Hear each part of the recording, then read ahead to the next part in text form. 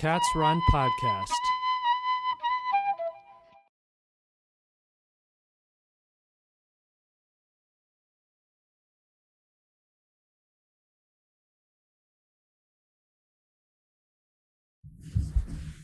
Welcome to another edition of Top Secret Guest here on Black Cats Run. Our guest this week won the Massachusetts-Connecticut Interstate Cross Country Championship the year after it was won by Alberto Salazar. Ran cross country and track for 4 years at Bowdoin College. He set school records in the mile, in the 1500, in the 3000, and the 2 mile that held up for over 3 decades. He won conference championships, set conference meet records, won state of Maine titles, which for any Bates, Bowdoin, Colby alumni out there, you know what we mean by that. He also set the 3,000 meter record at the New England Division III Indoor Track and Field Championship, which also held up for over 30 years. He does tend to regard himself as being nothing special. His personal bests during this time were 4:07 in the mile, 8:16 in the 3,000 meters, 3:48 in the 1,500 meters, and 9:08 in the 2 mile. He also set the school record in the 4x8. This guest also happens to be my dad, and in his family, athletic achievement is something of a norm. His sister is a 2-time Olympian and 14-time national champion in Nordic skiing, and his dad was a track and field runner at the University of Michigan in the 1940s.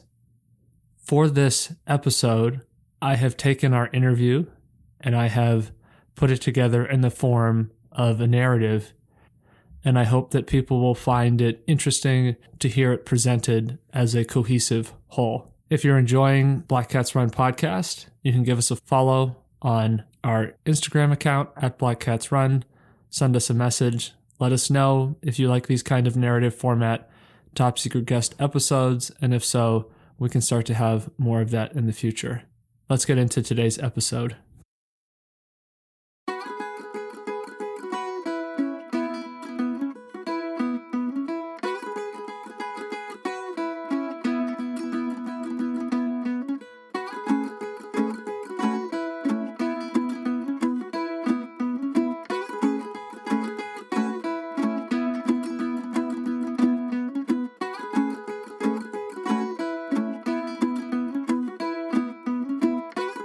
Joining the track team started actually in junior high because we had a 7th and 8th grade track team. Season was probably 8 weeks, and as soon as the snow melted, we'd go out to the cinder track, and our practice consisted of doing calisthenics and maybe some 50-yard stride outs, and then we might run 4 quarters in 75 seconds in 7th grade and maybe a little faster in 8th grade, and then we'd go to a meet. And I'm not quite sure how the coaches decided what events we would run, but I think I ran the 4x100 relay. I think I was always the leadoff guy. So that meant we'd spent a lot of time in practice doing handoffs. And then I ran the quarter. And no particular guidance or training. And I think the first time I ran it, I had a little suggestion from the coach about taking it easy early on and then trying to run a little harder at the end. And I might have run 66 seconds. And then I feel that somebody else said, no, you just run as fast as you can for as long as you can, which is probably not a bad characterization of running back then the quarter mile. Today it's the 400 because all the tracks are in meters. So I started doing that and, progressed a little bit to the point where at the end of the season I was able to run 61 seconds, which back then I thought was a big deal. And then I'm trying to think in junior high if we did any other. Oh, so in the fall we had a football team, so I did that. We had a basketball team in the winter. I did that, and then back to the track, basically the same thing.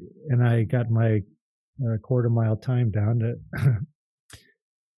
56 seconds, which again I thought that was pretty cool.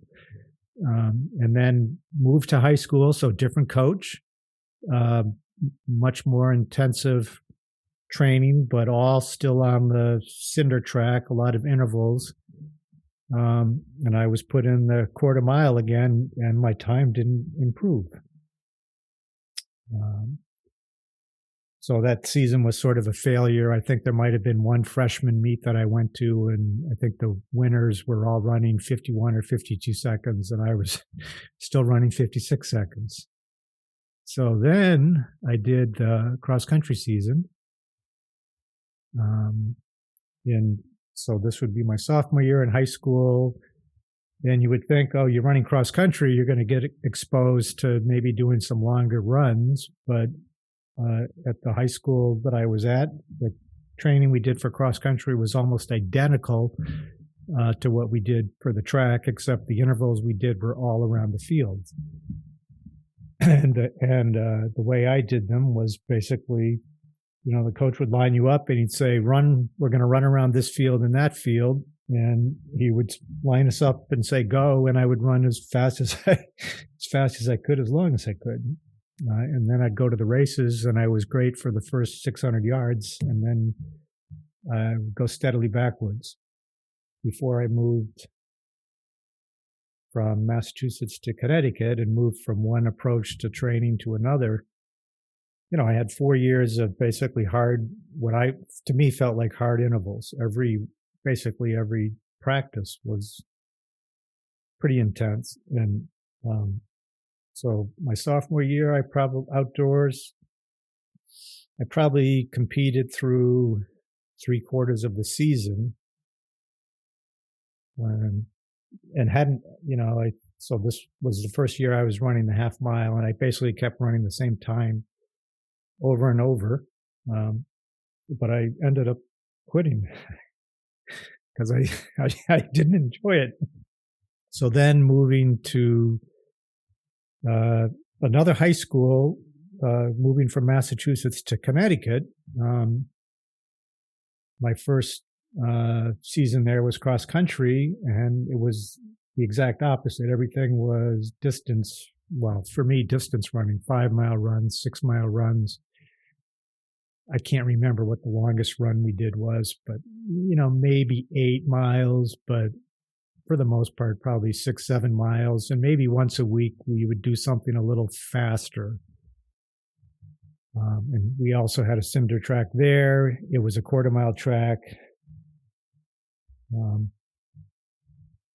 And I think, and again, I'm also getting older and stronger anyway, because now I'm a junior, so I'm maybe 16 years old. So I was like maybe 5th guy on the team, 6th guy on the team early in the season, and then maybe moved up to maybe 3rd or 4th guy, but certainly didn't win any races. And there were a couple of good seniors on the team who always finished a good distance in front of me. But I got exposed to this idea that you don't just have to train on the track and do hard intervals. And so it was a learning curve to find out how to manage going out and just kind of running along and actually being comfortable the whole time. Although sometimes when we got out there, we would try to beat each other up a little bit. So indoor track season there was pretty sad, not much training. And then the outdoor season, there was different coach, but he basically let you do whatever training program you wanted to. And my memory is maybe once a week I would do some intervals with another teammate who also was running. At that time, we were running the half mile, and I think I also would run the mile. But for the most part, we'd go out and do easy distance. And I think I don't think my half mile time came down that year, but I think my mile time dropped maybe 15 seconds. And then senior year, I started maybe learning a little bit more about distance training and what it really meant to go out and run miles. Would read articles about the famous runners of the day, Frank Shorter, Bill Rogers, who were doing what we thought was incredible miles per week, 120, 140 miles a week. So I think in late fall, I started adding, maybe more after the end of cross country season, but at some point I started adding a second run just to try to get my mileage up for the day from maybe 8 or 9 to 12, because I thought 12 was a magic number. And again, older, stronger. So I started having more success in the races. And then I can't remember if you mentioned this, but there was I think my coach suggested to me that another coach suggested that maybe I could aim for the state mile record, which I think at the time was like 407 or 408. And somebody had suggested the way to do that was to run quarter mile repeats in 57. So I think I spent January trying to do that on a 160-yard track that was basically the perimeter of the basketball court. Never broke 420, and at some point I developed some weird leg injury syndrome that kind of impaired the rest of my indoor season and my outdoor season that year. But I had been exposed to the concept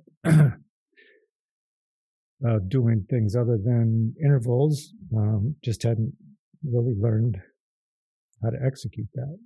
When I was in high school, I think in the quarter, we used to talk about the piano on your back.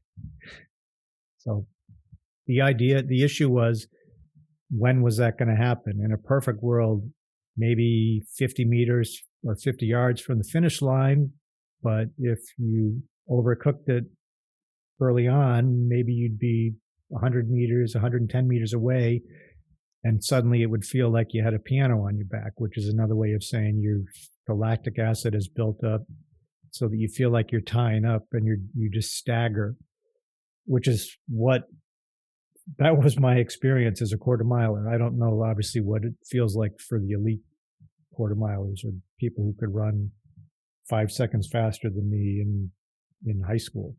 But my experience was I could go for a little over 300 yards, and then I just would slowly start to stagger toward the finish line. But as you move up to the longer races, so the next race I moved up to after 3 years of running the quarter was the half mile. So I kind of had a sense for how much I needed to lay back in the first lap, because I knew I couldn't run 56 seconds and keep going, but I wasn't going to go out in 70 because you weren't going to be part of the race. And I was familiar with what it feels like to have the lactic start to build up, and you can kind of have that come slowly and sort of control it. So you can maybe be in a little difficulty after the first lap, but you can maybe still maintain that tempo. So, and again, I didn't run fast times in high school in the half mile. I was running around 2 minutes, which is very run of the mill. In process. No, I mean, I think I was exposed to different training techniques. I didn't figure it out on my own, and I got frustrated. So I decided not to do it anymore when I was a sophomore in high school. Back then, we didn't run in the summer. So then when I showed up in Connecticut to start high school and joined the cross country team, first of all, it was a fresh start. right? I don't think back in Massachusetts, the guy who was the track coach was also the cross country coach. He wasn't happy with me when I quit the track team, and I don't think he would have been happy if I showed up for cross country, and I don't know if I would have. So it just kind of worked out. And then it just so happened that the cross country team in Connecticut was a very low key compared to the program I had been in previously. It was very low key, just a bunch of misfits. And the coach didn't take it seriously, even though he had a pretty good running background, credentials, was a 4:16 miler, I think, when he was in college, which wasn't great, but it showed that he had put in some effort and knew a little bit about the sport. But he was sort of indifferent to how the team performed, and he prescribed the workouts. But like I said, it was a totally different approach so it was a fresh start for me. But I think I still had the benefit of the 4 years of the more intensive interval training, which created that muscle memory and awareness of different tempos. So I think one of the first times that came in handy, and it was sort of a funny thing, but I think we had a day where he said, today we're going to go over to the track and we're going to run a couple of quarters. So I just went around the track in like 60 very comfortably, and everybody else was running 70 and 72, but that's because of my background. So for me to run a 60, especially now that I'm 16 years old and not 13 or 14, it was not a big deal. I wasn't figuring this out on my own. I had been exposed to this other stuff. I hadn't put the pieces really together,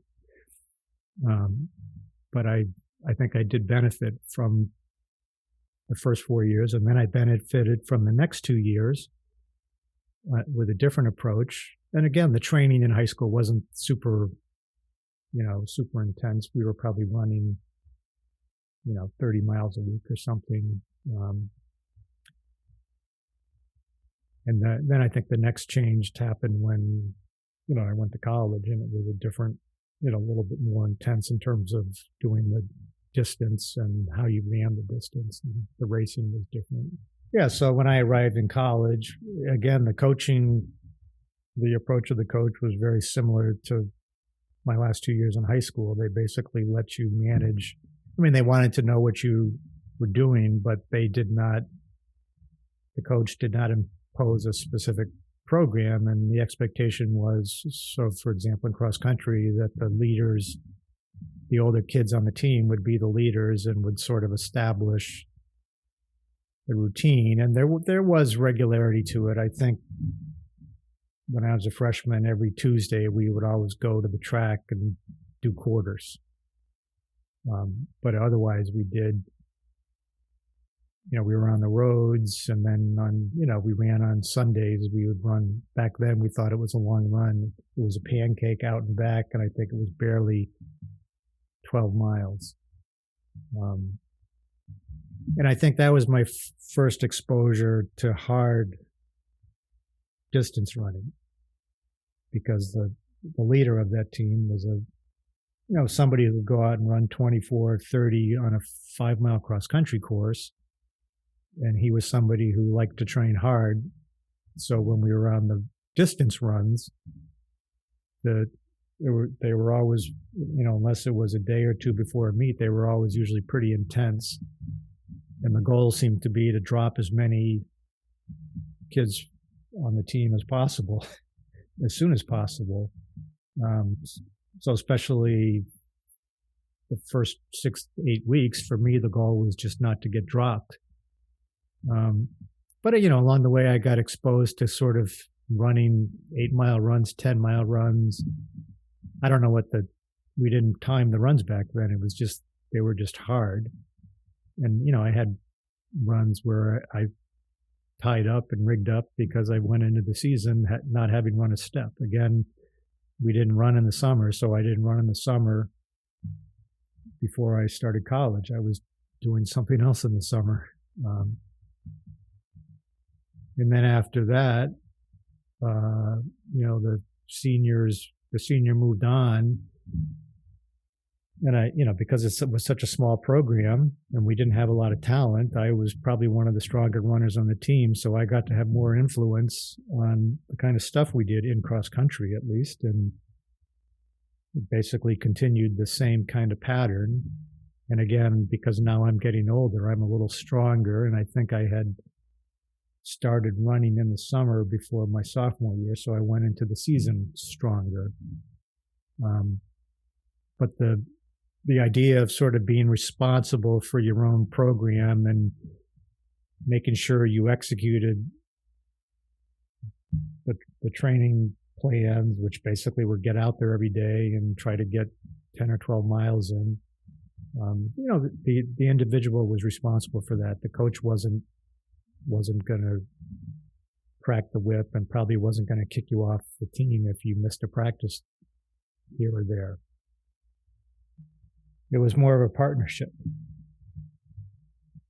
So, and I think that suited my personality. I think I prospered more having the ability to kind of determine what I wanted to do, or at least feeling like I was in that position, than having somebody else telling me, it's Wednesday, that means you're going to do X, Y, Z. In my experience, I actually ended up backing away from doing intense type workouts toward the end of my college career, because both my sophomore year and my junior year, I had injuries in the fall, which I think led to 8 or 10 weeks of no activity. And they were because I was doing intense efforts, not on the track, but on the roads, doing fartlek type stuff. And I remember both were sort of team organized events.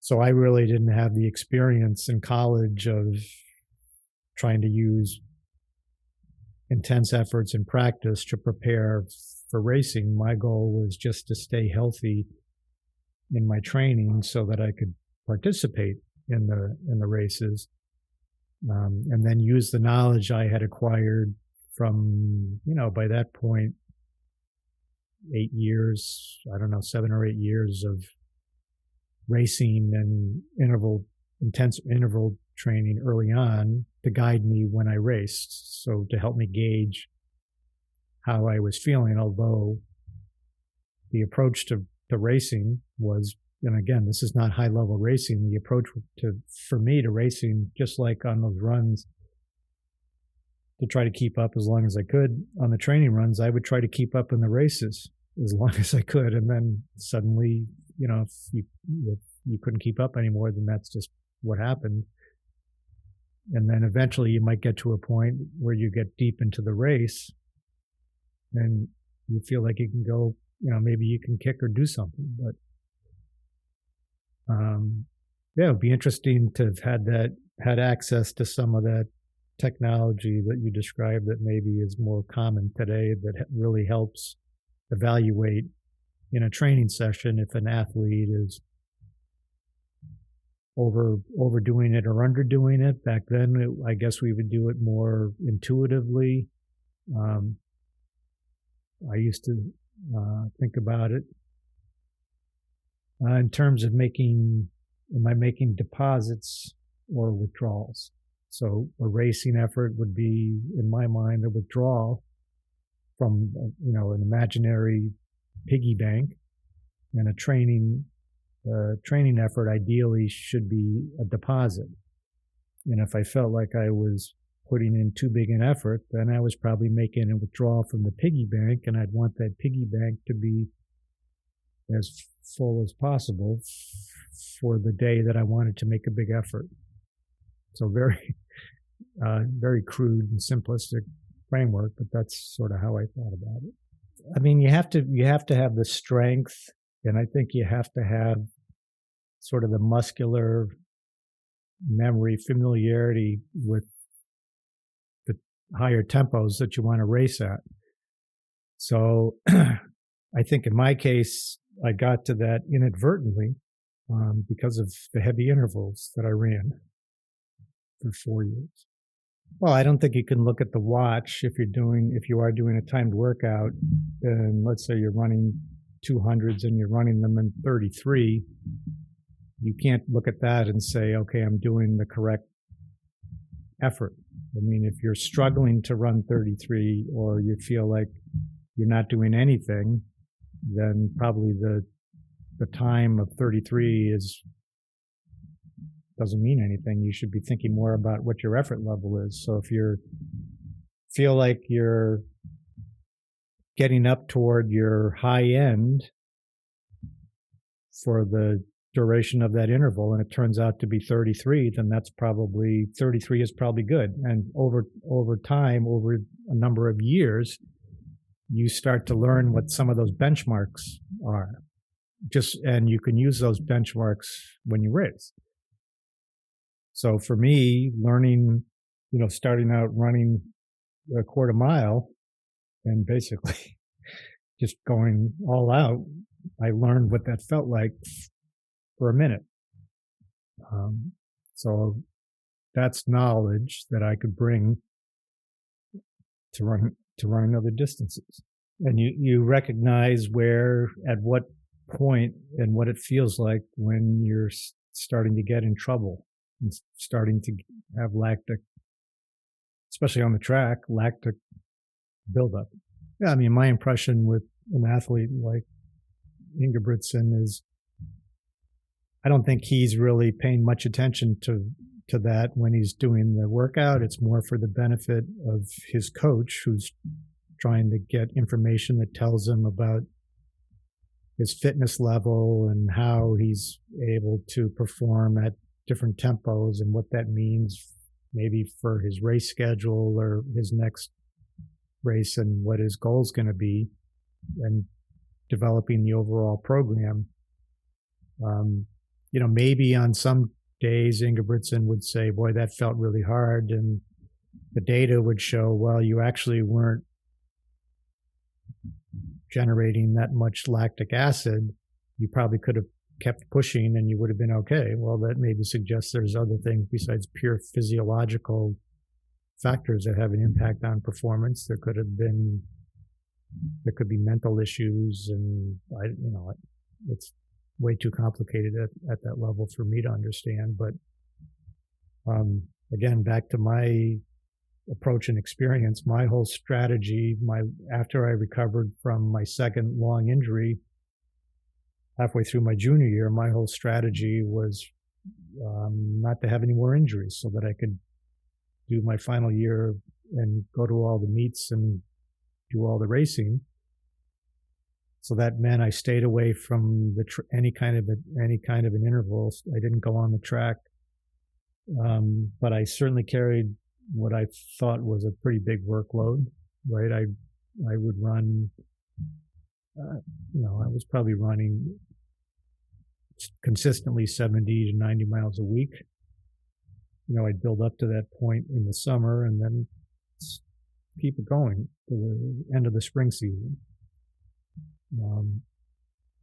And then when I was on those runs, I wasn't necessarily and I did most of after the cross country season, I was pretty much training by myself. So I wasn't just shuffling along. I was running, and if I felt better, I would run faster, but I would never totally put the hammer down. I would avoid trying to make withdrawals. I always would shut my run down a mile before it was over. And, always have in mind that you got to come back either later in the day or you got to come back tomorrow and do it again.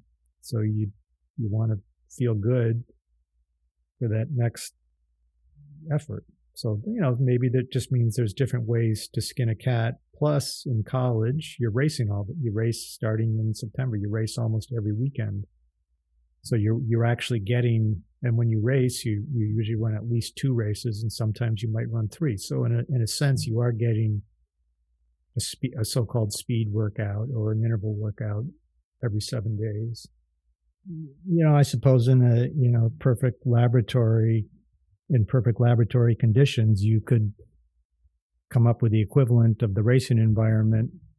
And I assume that's what's going on. If teams aren't racing every weekend, they are probably doing other structured efforts which are very similar to racing. I like the pattern of, knowing once a week I was going to do something different. Was a chance to kind of see what your fitness was and if you were making any progress, but it meant that at least for the day before a race and the day of the race, your training was totally different.